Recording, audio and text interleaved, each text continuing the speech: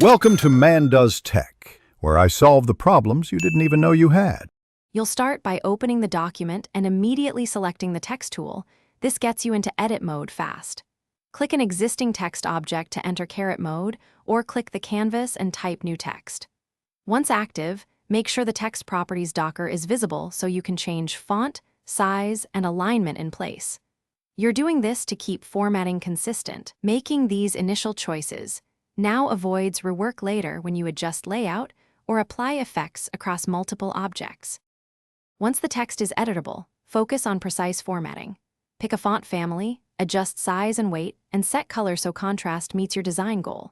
You'll use the paragraph docker to control alignment, indents, and line spacing. This ensures readable blocks and consistent flow. If you need creative placement, choose text fit text to path or fit text to frame and drag handles to refine the path. This preserves readability while following shapes. Make incremental changes so you can undo or tweak without losing layout harmony. You finish by stabilizing the text for output.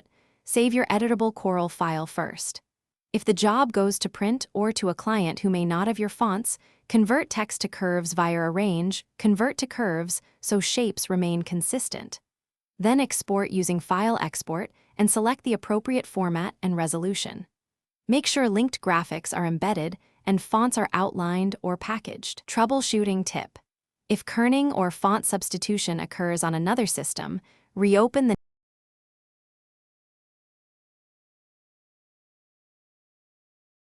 Thanks for watching. If you found this helpful, don't forget to like and subscribe.